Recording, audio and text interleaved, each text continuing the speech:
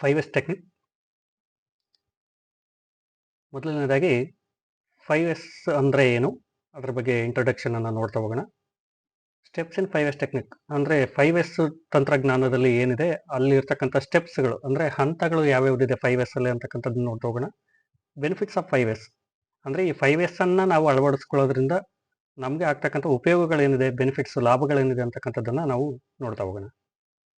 ಮೊದಲನೇದಾಗಿ ಇಂಟ್ರೊಡಕ್ಷನ್.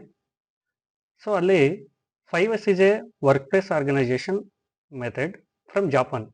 ಅಂದರೆ ಜಪಾನ್ನಿಂದ ನಾವು ತೆಗೆದುಕೊಂಡಿರ್ತಕ್ಕಂಥ ಒಂದು ವರ್ಕ್ ಪ್ಲೇಸ್ ಆರ್ಗನೈಸೇಷನ್ ಮೆಥಡ್, ಇದು ಒಂದು ವಿಧಾನ, ಅಲ್ಲಿಂದ ನಾವು ತೆಗೆದುಕೊಂಡಿರ್ತಕ್ಕಂಥ ಒಂದು 5S ಟೆಕ್ನಾಲಜಿ ಅಂತಕ್ಕಂಥದ್ದು ಜಾಪನೀಸಿಂದ ತೆಗೆದುಕೊಂಡಿರುವಂಥದ್ದು.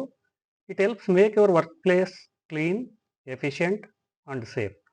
ಈ ಒಂದು ತಂತ್ರಜ್ಞಾನವನ್ನು ಅಳವಡಿಸ್ಕೊಳ್ಳೋದ್ರಿಂದ ಏನಕ್ಕೆ ಉಪಯೋಗ ಆಗ್ತದೆ ಅಂತಂದರೆ, ನಾವು ನಮ್ಮ ವರ್ಕ್ ಪ್ಲೇಸನ್ನು ಶುಚಿಯಾಗಿ ನೀಟಾಗಿಡ್ಬೋದು, ಕ್ಲೀನಾಗಿಡ್ಬೋದು, ಎಫಿಷಿಯೆಂಟ್ ಆಗಿಡ್ಬೋದು ಮತ್ತು ಸುರಕ್ಷಿತವಾಗಿ ಇಡ್ಬೋದು.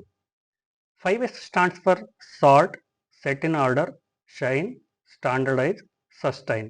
ಈ 5S ಅಂತಕ್ಕಂಥದ್ದು ಏನನ್ನು ಸೂಚಿಸ್ತದೆ ಅಂತಂದರೆ, sort, set in order, shine, standardise ಮತ್ತು ಸಸ್ಟೈನ್ ಅಂತಕ್ಕಂಥದ್ದು ಏನಿದೆ ಇವುಗಳ ಬಗ್ಗೆ ನಾವು ತಿಳಿತಾ ಹೋಗ್ತೀವಿ 5S ಅಲ್ಲಿ. ಮೊದಲದಾಗಿ different steps in 5S are listed below. ಅಂದರೆ ಯಾವ್ಯಾವ ಥರದ ಸ್ಟೆಪ್ಸ್ ಇದೆ 5S ಅಲ್ಲಿ ಅಂತಕ್ಕಂಥದ್ದನ್ನು ನಾವು ಒಂದೊಂದಾಗಿ ನೋಡ್ತಾ ಹೋಗೋಣ. ಮೊದಲನೇ ಸ್ಟೆಪ್ಪು ಸಾರ್ಟ್ ಅಂತ, ಇದನ್ನ ಜಾಪನೀಸ್ ಲ್ಯಾಂಗ್ವೇಜಲ್ಲಿ ಸೇರಿ ಅಂತ ಕರೀತಾರೆ. ಇದರ ಅರ್ಥ ಏನು ಅಂದರೆ ರಿಮೂವ್ ಅನ್ನೆಸರಿ ಐಟಮ್ಸ್. ಬೇಡದೇ ಇರತಕ್ಕಂಥ ಐಟಮ್ಸನ್ನು ನಾವು ರಿಮೂವ್ ಮಾಡುವಂಥದ್ದು, ಬೇಕಾಗಿರೋದನ್ನಷ್ಟೇ ಇಟ್ಕೊಳ್ಳುವಂಥದ್ದು, ರಿಮೂವ್ ಅನ್ನೆಸರಿ ಐಟಮ್ಸ್. ಸೊ ಎರಡನೇ ಸ್ಟೆಪ್ ಬಂದು set in order. Set in order ಅಂದರೆ ಅರೇಂಜ್ ಆ್ಯಂಡ್ ಲೇಬಲ್ ಸ್ಟೋರೇಜ್. ಎಲ್ಲ ಸರಿಯಾದ ರೀತಿಯಲ್ಲಿ ನಾವು ಲೇಬಲ್ ಮಾಡಿ ಅದನ್ನು ಸರಿಯಾದ ರೀತಿಯಲ್ಲಿ ಅರೇಂಜ್ ಮಾಡುವಂಥದ್ದು, ಇದು ಸೆಟ್ ಇನ್ ಆರ್ಡರ್ ಅಂತ ಕರಿತೀವಿ. ಮೂರನೇ ಸ್ಟೆಪ್ ಬಂದು ಶೈನ್ ಅಂತ, ಸೈಸೋ ಅಂತ ಕರಿತೀವಿ. ಅದನ್ನ ಕ್ಲೀನ್ ಆ್ಯಂಡ್ ಇನ್ಸ್ಪೆಕ್ಟ್ ರೆಗ್ಯುಲರ್ಲಿ. ಪ್ರತಿದಿನನೂ ಕೂಡ ಕ್ಲೀನ್ ಮಾಡ್ತಾ ಇರಬೇಕು ಮತ್ತು ರೆಗ್ಯುಲರ್ ಆಗಿ ನಾವು ಪ್ರತಿದಿನನೂ ಕೂಡ ಇನ್ಸ್ಪೆಕ್ಟ್ ಮಾಡ್ತಾ ಇರಬೇಕು, ಅದನ್ನ ಗಮನಿಸ್ತಾ ಇರಬೇಕು, ಅದ್ರ ಬಗ್ಗೆ ತಿಳಿಸುವಂಥದ್ದು. ನಾಲ್ಕನೇ ಸ್ಟೆಪ್ ಬಂದು ಸ್ಟ್ಯಾಂಡರ್ಡೈಸ್ ಅಂತ.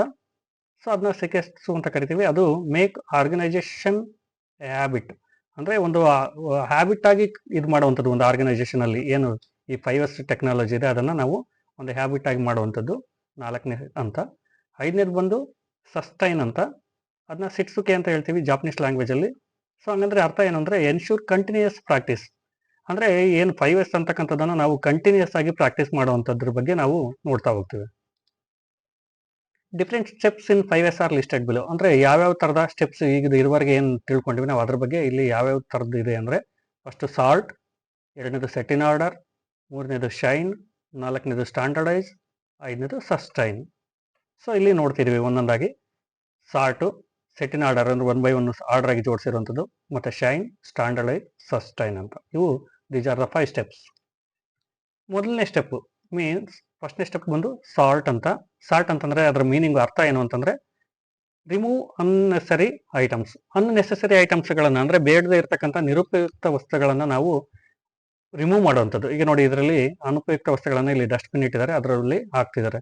ಅಂದರೆ ಬೇಕಾಗಿರೋದು ಬೇಡದೇ ಇರೋದನ್ನೆಲ್ಲ ಸಪ್ರೇಟ್ ಮಾಡುವಂಥದ್ದು, ಬೇಕಾಗಿರೋದನ್ನ ತೆಗೆದು ಇಟ್ಕೊಳ್ಳುವಂಥದ್ದು, ಬೇಡದೇ ಇರೋದನ್ನ ರಿಮೂವ್ ಮಾಡುವಂಥದ್ದು, ಅನ್ನೆಸರಿ ಐಟಮ್ಸನ್ನು ರಿಮೂವ್ ಮಾಡುವಂಥದ್ದು. ಆ್ಯಕ್ಷನ್ ಏನಂದರೆ keep only what's needed for daily work. ಅಂದರೆ ದಿನನಿತ್ಯದ ಬಳಕೆಗೆ ಬೇಕಾಗುವಂಥದ್ದು ಏನಿದೆ ಅದನ್ನು ಮಾತ್ರ ನಾವು ಇಟ್ಕೊಳ್ಳುವಂಥದ್ದು ವರ್ಕ್ ಪ್ಲೇಸಲ್ಲಿ. ಸೊ ಅದು ರಿಮೂವ್ ಅನ್ನೆಸರಿ ಐಟಮ್ಸಿಂದ ನಾವು ಇದು ಮಾಡ್ತೇವೆ. ಎಕ್ಸಾಂಪಲ್ ಏನಂದರೆ ರಿಮೂವ್ ಓಲ್ಡ್ ಫೈಲ್ಸ್. ಈಗ ಫಾರ್ ಎಕ್ಸಾಂಪಲ್ ಈಗ ಫೈಲ್ಗಳನ್ನ ನಾವು ತುಂಬ ಫೈಲ್ಗಳನ್ನ ಇಟ್ಕೊಂಡಿರ್ತೀವಿ, ಅದಕ್ಕೆ ಅಲ್ಲಿ ಕಟ್ ಆಗಿರುವಂಥದ್ದು ಇರ್ತದೆ, ಆಮೇಲೆ ಹ್ಯಾಂಡ್ಲ್ ಇಲ್ಲದೆ ಇರತಕ್ಕಂಥ ಫೈಲ್ಗಳು ಇರುತ್ತೆ.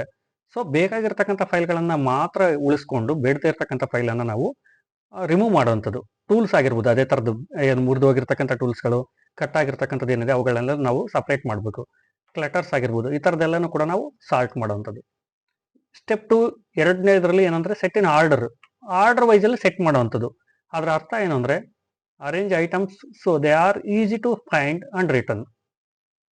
ಸೊ ಇಲ್ಲಿ ನೋಡಿ 1 by 1 ಸ್ಪ್ಯಾನರ್ಗಳನ್ನು ಒಂದು ಸೈಜ್, ಸ್ಮಾಲ್ ಸೈಜಿಂದ ಬಿಗ್ ಸೈಜ್ವರೆಗೆ ಇಲ್ಲಿ ಕರೆಕ್ಟಾಗಿ ಆರ್ಡ್ರಲ್ಲಿ ಸೆಟ್ ಮಾಡಿದ್ದಾರೆ. ಮತ್ತು ಆ್ಯಕ್ಷನ್ ಏನಂದರೆ ಲೇಬಲ್ ಎವ್ರಿಥಿಂಗ್. ಎಲ್ಲದನ್ನು ಪ್ರತಿಯೊಂದಕ್ಕೂ ಕೂಡ ಒಂದೊಂದು ಲೇಬಲನ್ನು ಮಾಡ್ತಾ ಹೋಗಬೇಕು. ಮಾಡಿ ಆದಮೇಲೆ ಅಸೈನ್ ಪ್ರಾಪರ್ ಲೊಕೇಶನ್ಸ್, ಅವುಗಳನ್ನು ಪ್ರಾಪರ್ ಲೊಕೇಶನಲ್ಲಿ ನಾವು ಅಸೈನ್ ಮಾಡಬೇಕು. ಈಗ ಸ್ಟಾರ್ಟಿಂಗು ಚಿಕ್ಕದಿದೆ, ಆಮೇಲೆ ಹೋಗ್ತಾ ಹೋಗ್ತಾ ಸೈಜ್ ದೊಡ್ಡದಾಗ್ತಾ ಹೋಗಿದೆ. ಇದು ಬೇಕಾಗಿರ್ತಕ್ಕಂಥದ್ದನ್ನು ನಾವು ಆರ್ಡ್ರಲ್ಲಿ ಸೆಟ್ ಮಾಡುವಂಥದ್ದು. ಎಕ್ಸಾಂಪಲ್ ಟೂಲ್ ರ್ಯಾಕ್ಸ್, ಇದು ಇಲ್ಲಿರ್ತಕ್ಕಂಥದ್ದು ಟೂಲ್ ರ್ಯಾಕ್ಸ್. ಈ ಟೂಲ್ ರ್ಯಾಕ್ಸ್ ಅಲ್ಲಿ ನಮಗೆ ಎಲ್ಲಾ ತರದ ಸ್ಪ್ಯಾನರ್ಗಳನ್ನ ಸೆಟ್ ಮಾಡಿದ್ದಾರೆ. ಲೇಬಲ್ಡ್ ಡ್ರಾಯರ್ಸ್, ಅವುಗಳನ್ನ ಲೇಬಲ್ ಮಾಡುವಂಥದ್ದು. ಸೊ ಇದು ಎರಡನೇ ಸ್ಟೆಪ್. ಮೂರನೇದು ಶೈನ್ ಅಂತ. ಇದರ ಅರ್ಥ ಏನು ಅಂದ್ರೆ clean the work space regularly. Work space ಅನ್ನ ರೆಗ್ಯುಲರ್ ಆಗಿ ನಾವು ಸ್ವಚ್ಛವಾಗಿ ಇಟ್ಕೊಳ್ಳುವಂಥದ್ದು. ಆಕ್ಷನ್ ಏನಂದ್ರೆ ಐಡೆಂಟಿಫೈ ಕ್ಲೀನಿಂಗ್ ರೆಸ್ಪಾನ್ಸಿಬಿಲಿಟಿ.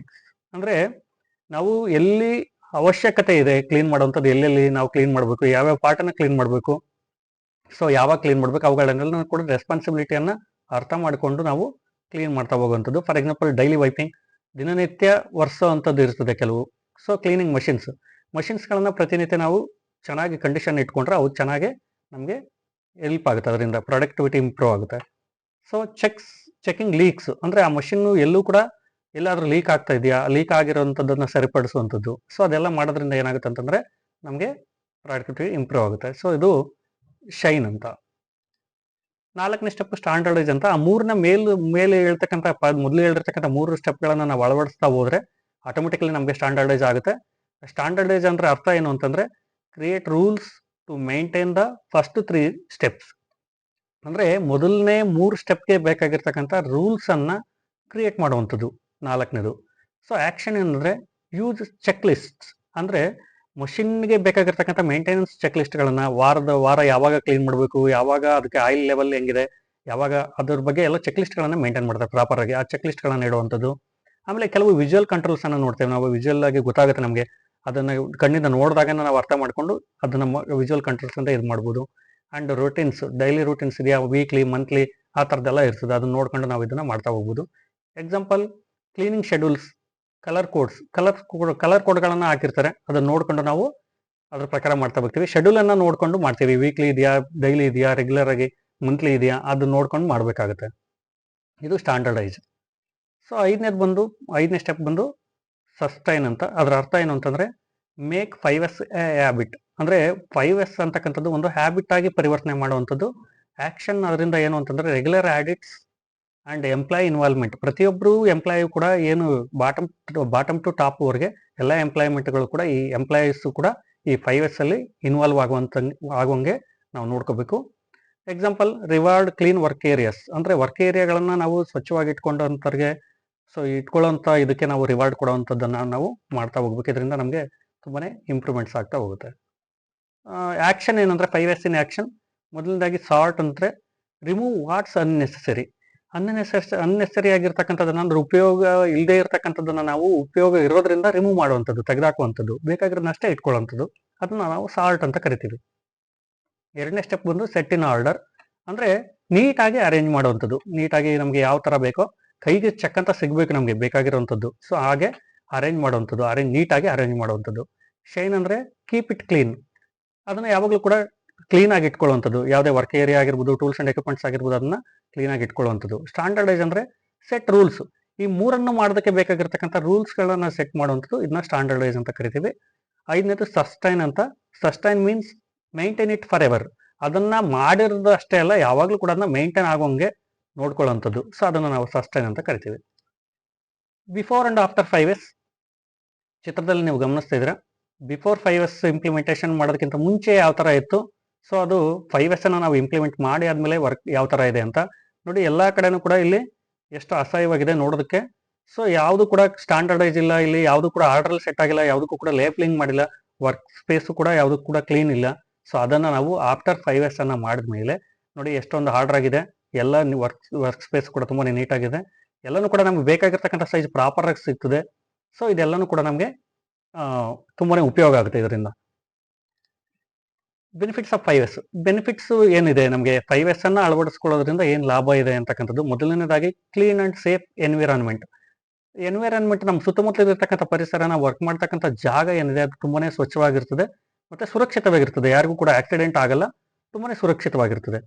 ಮತ್ತೆ ಈಸಿ ವರ್ಕ್ ಫ್ಲೋ ಏನಿದೆ ತುಂಬಾನೇ ಈಸಿಯಾಗಿ ಆಗುತ್ತೆ. ಹೈಯರ್ ಪ್ರಾಡಕ್ಟಿವಿಟಿ ಕೂಡ ತುಂಬಾನೇ ಜಾಸ್ತಿ ಆಗುತ್ತೆ. ತುಂಬಾನೇ ಮಾಮೂಲಿ ಇದಕ್ಕಿಂತ ತುಂಬಾನೇ ಜಾಸ್ತಿ ಆಗುತ್ತೆ. ಸೊ ಅದರ ಎಲ್ಲದರ ಜೊತೆಗೆ ಎಂಪ್ಲಾಯ್ ಸ್ಯಾಟಿಸ್ಫ್ಯಾಕ್ಷನ್ ಆಗ್ತದೆ. ಅಂದ್ರೆ ಕೆಲಸ ಮಾಡ್ತಕ್ಕಂಥ ವ್ಯಕ್ತಿಗೆ ತುಂಬಾನೇ ತೃಪ್ತಿ ಆಗ್ತದೆ. ಸೊ ಇವುಗಳು ನಾವು 5S ಇಂದ ಆಗ್ತಕ್ಕಂಥ ಲಾಭಗಳಿದು. Thank you.